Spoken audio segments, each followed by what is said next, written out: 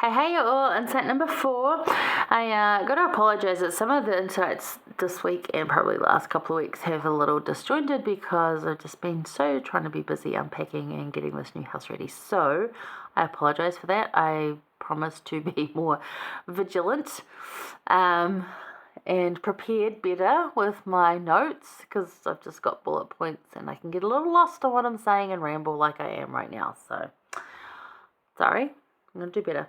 All right, chapter 6 though, Nehemiah. Verses 3 and 12 we're going to look at. But, so Sanballat is trying to engage Nehemiah in this to stop him building the wall.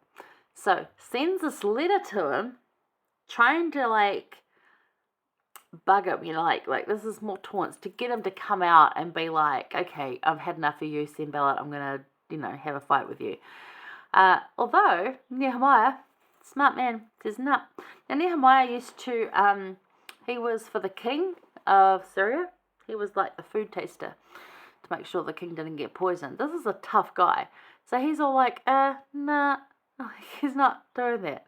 He is the man. So in verse 3 it says, and I sent messages unto them saying, this is Nehemiah going back to Sanballat, I am doing a great work so that I cannot come down. Why should the work cease whilst I leave it and come down to you? So basically, I'm not coming nowhere. So this letter comes back. They send some more, and they're afraid. They're afraid, saying in verse 9, their hands shall be weakened from the work that it not be done. Therefore, God strengthen my hands. And then he goes to the door of the temple.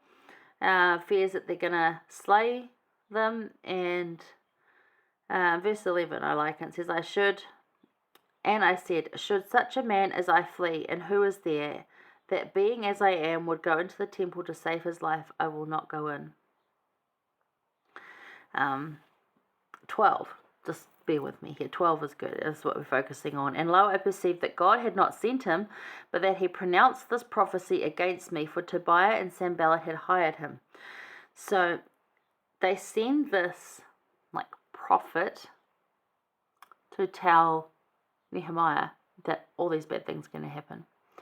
Nehemiah's like, because he had prepared, fortified, strengthened, he was ready, he could perceive that this was a load of So, he says to him in 13, therefore was he hired that I should be afraid and do so and sin, that they might have matter for an evil report, that they might reproach me. And he goes on to say, basically, rack off, which I kind of like. So, first of all, I'm doing a great work, I can't come down. Okay, we're going to send a prophet in to say blah, blah, blah, blah, blah. And you're going to be like, no. And we should do that. We should perceive the words of the prophets and know if those words are great. I was just talking this morning with a friend around how we love how President Nelson talks, because he talks in such a way that is very easy to understand. It's nothing that's rabbited on from or repeated from past, although it's a good message, and it's a similar, the same message in many ways, but it's given in such a way that we've never previously looked at it. And we just love how he talks, and that to me is an absolute strengthening of testimony that he is a living prophet. It might not be to you, but it is to me, and how wonderful that is. So it's important to perceive the way someone talks and to know, so perceive the important work in your life. What is the important work in your life? Because remember, there's good, better, best. Doesn't mean that it's a bad thing. Is it the best thing? And what's going to distract you from it? Who's trying to distract you from it? And perceive if they're actually telling you the truth or not. It's a really good thing. So opposition will always exist. Nehemiah and Zerubbabel know this and prepared themselves for this. What we can learn from their examples, what can we learn from their examples about the work God and Christ has asked of us? And that if we're doing the work we're supposed to be doing, much like King David many chapters ago, if he had been doing the work he was supposed to have been doing, wouldn't have been in the position he was in. Where are you? Where are you meant to be? What are you meant to be doing? Are you there? And how will you respond when opposition comes? Because it's going to come.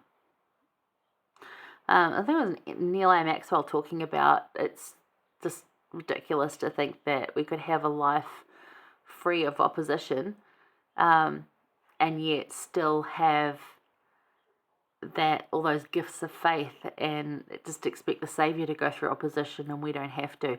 Mortal life comes with opposition. It's going to happen. How are you going to react? What are you going to do? What are you going to do to respond? Are you going to be like Nehemiah here and perceive that it was fake and that you're just trying to distract me and then say, get lost? Or are you going, well, in a nicer way maybe, but, are you in that position to do that? How will you respond when opposition comes? Are you going to toss your toys out of the cot and go, oh my gosh, this is just too hard. I can't do this. Or are you in a position to go, okay, that's opposition. I recognize that. I know what to do with that. I'm going to tell it to go away. And I'm going to keep working. Are you prepared? Think about that. This quote's from John, by the way, which, yes, I know, not a prophet, seer, and revelator. However, really smart cookie. So, I like this one. This is really cool because people that think there's no opposition in life, or why does bad things always happen to me, it's a perspective change, and it's one that's hard to swallow, and I've been there and I get that. And if you're not in that place yet, keep working at it because it will come to you. But he said, when the winds of adversity come, remember one thing. Kites fly the very highest against the wind. Kites don't fly in spite of opposition. Kites fly because of opposition. In fact, they couldn't fly without opposition. We need opposition in all things to be able to grow and learn and fly. And I want to fly. And I don't want to be tossed about by that opposition, those winds. I just want to stand there and be like, woohoo! And I love the picture Freebird by Dr. Seuss. Definitely one to look up. I just gave away a print of it to the op shop because I have nowhere to hang it in my home, and it's okay. I'll get a smaller version. It was kind of big. So yeah, the one that used to hang on the wall in my bedroom is now gone. Heavy frame. The frame was no good. It's okay. And then the print was an odd size. I'm going to do it better. I still have the image digitally, so I can do that. So Freebird shows this bird over all these choppy waves and what would look like imminent disaster, and yet the bird's got a smile on its face, its eyes are closed, it's just up there in the wind going, bring it on, baby, I've got this. And that's what we need to do. That's how we need to be prepared. So think about that. Perceive the important work in your life, and what are you going to do when the opposition comes? Be prepared. Okay, hang around. We're going to go to great joy and celebration in Nehemiah 12. I'll see you there.